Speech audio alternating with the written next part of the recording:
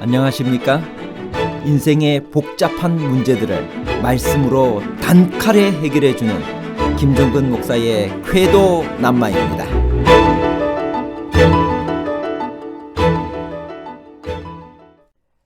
열왕기하 5장은 하나님의 은혜와 구원이 이스라엘에게만 국한된 것이라고 말하고 있나요? 아니면 이방인이라 할지라도 하나님을 찾아오는 사람은 누구든지 구원을 받을 수 있다고 선포하나요?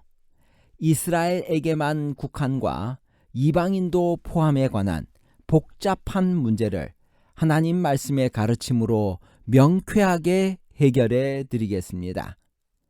열왕기하 5장은 이스라엘 어느 왕 시대에 일어난 일인가요? 열왕기하 5장 1절. 아람 왕의 군대 장관 나아만은 그의 주인 앞에서 크고 존귀한 자니 이는 여호와께서 전에 그에게 아람을 구원하게 하셨습니다. 그는 큰 용사이나 나병 환자더라. 아람은 종종 이스라엘과 전쟁을 했습니다.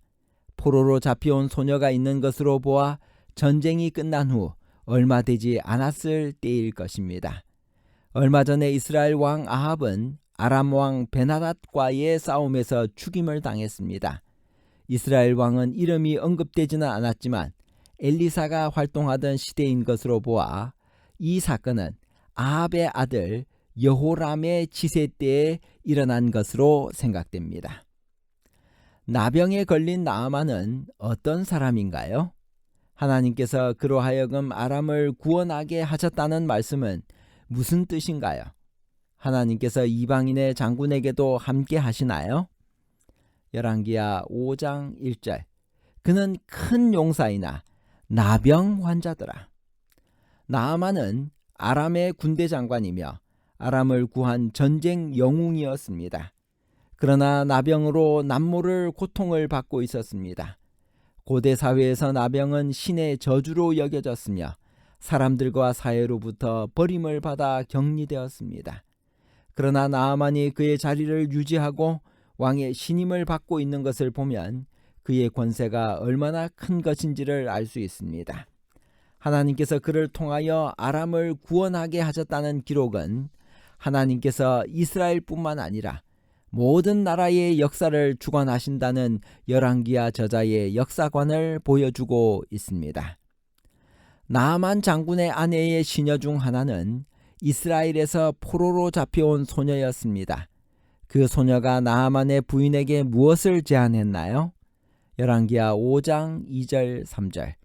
전에 아람 사람이 떼를 지어 나가서 이스라엘 땅에서 어린 소녀 하나를 사로잡음에 그가 나아만의 아내에게 수종들더니 그의 여주인에게 이르되 우리 주인이 사마리아에 계신 선지자 앞에 계셨으면 좋겠나이다. 그가 그 나병을 고치리이다 하는지라. 목숨을 건 소녀의 믿음에서 우리가 배울 영적 교훈은 무엇인가요? 그 소녀는 불행한 처지에 있었습니다. 그의 기도는 하나도 응답되지 않은 것처럼 보일지 모릅니다. 전쟁이 일어났고 그의 부모와 형제 자매들은 아마도 죽었을 것이고 그는 포로로 끌려와서 종이 되었을 것입니다. 그러나 그는 기도를 쉬지 않았고 하나님을 굳게 신뢰하고 있었으며 원수도 미워하지 않고 동정했습니다. 자기의 말을 믿고 나아만이 이스라엘에 갔다가 고침을 받지 못하면 그의 생명이 위태로울 것을 잘 알면서도 소녀는 하나님께 그 주인을 고쳐주실 능력이 있다는 것을 확실히 믿었습니다. 포로로 잡혀온 한 종의 말을 믿고 나아만은 병고침을 위하여 이스라엘로 가기로 결심했습니다. 그것은 무엇을 의미할까요? 열왕기하 5장 5절. 아람 왕이 이르되 갈지어다. 이제 내가 이스라엘 왕에게 그를 보내리라 하더라. 나아만이 곧 떠날새 은 10달란트와 금 6,000개와 의복 10벌을 가지고 가서. 결국 나아만 장군은 엘리사의 말에 따라 요단강에서 7번 모욕함으로 말미암아 그는 깨끗함을 받습니다. 그의 살이 어린아이와 같이 이렇게 바뀌었습니다. 그런데 그 이후에 게하시의 마음속에 탐욕이 생겼습니다. 게하시의 탐욕은 어떤 무서운 결과를 가져왔나요? 열왕기하 5장 27절. 그러므로 나아만의 나병이 내게 들어 내 자손에게 미쳐 영원토록 이르리라 하니 게하시가 그 앞에서 물러나오매 나병이 발하여 눈같이 되었더라. 오직 하나님께서만 영광을 받으시도록 하기 위하여 모든 예물을 거절한 엘리사에 비하여 그의 사환 게하시는 탐욕을 억제하지 못했습니다. 선지자 학교를 운영하는 것도 힘든 처지에 합법적인 선물을 거절하는 엘리사를 게하시는 이해하기 힘들었을 것입니다. 그의 거짓은 곧 발각되었고 그 죄로 자신에게 나병이 생긴 것을 알게 되었습니다. 그는 평생 나병 환자로 살게 되었습니다. 선지자왕 252페이지입니다. 게하시가 행한 기만은 변명을 할 여지가 없다. 그는 죽는 날까지 문둥병자가 되어 하나님의 저주를 받고 그의 동료들로부터 격리되었다.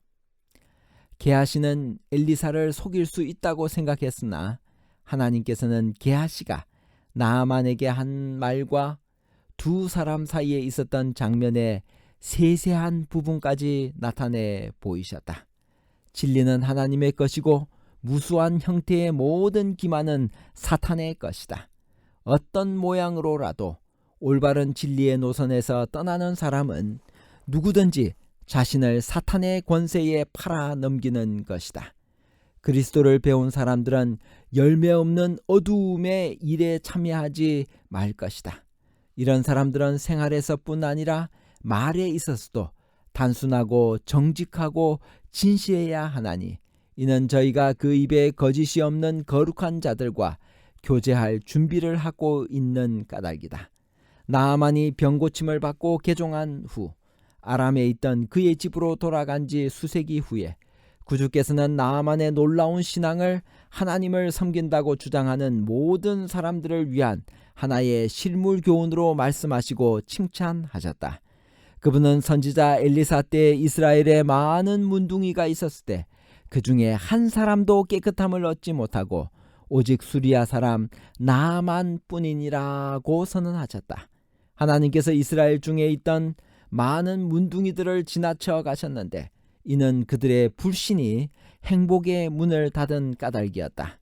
하나님 보시기에는 자기가 옳다고 믿는 바에 진실하고 도움의 필요를 느꼈던 이방의 귀인이 하나님께서 주신 특권을 경시하고 멸시하는 이스라엘 나라에 고통받는 사람들보다 훨씬 더 당신의 축복을 받을 가치가 있었다. 하나님께서는 당신의 은혜를 감사하고 하늘로부터 그들에게 이르러 온 빛에 응답하는 사람들을 위하여 일하신다. 오늘날 세계 도처에는 마음이 정직한 자들이 있는데 그들 위에 하늘의 빛이 비치고 있다. 만일 그들이 자기의 의무라고 깨달은 일을 계속 충실하게 따라간다면 그들은 더욱 많은 빛을 받아 마침내 옛날 나아만처럼 창조주 곧 살아계신 하나님 외에 온 천하에 신이 없는 줄을 아나이다 라고 고백할 수밖에 없을 것이다.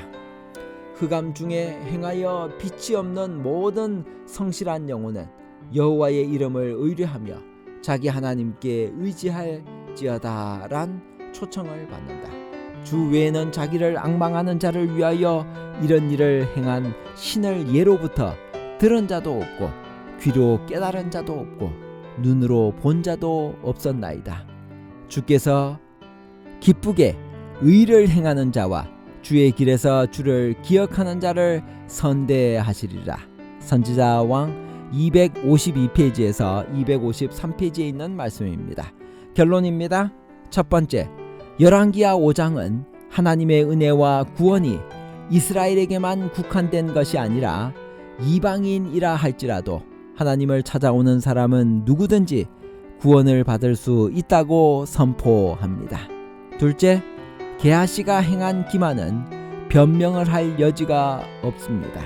그는 죽는 날까지 문둥병자가 되어 하나님의 저주를 받고 그의 동료들로부터 격리되었습니다. 셋째, 게하시가 문둥병자가 되었기 때문에 후손들이 자자손손 문둥병자가 되었을 것이라고 말하는 것은 진실이 아닙니다. 여기 사용된 히브리어 르올람이 반드시 중단 없음, 곧 영원만을 의미하는 것은 아닙니다. 올람이라는 단어가 하나님께 적용될 때는 끝이 없는 것을 의미하며 사람의 생명에 적용될 때는 단지 인간의 삶의 끝에 한정됩니다. 감사합니다.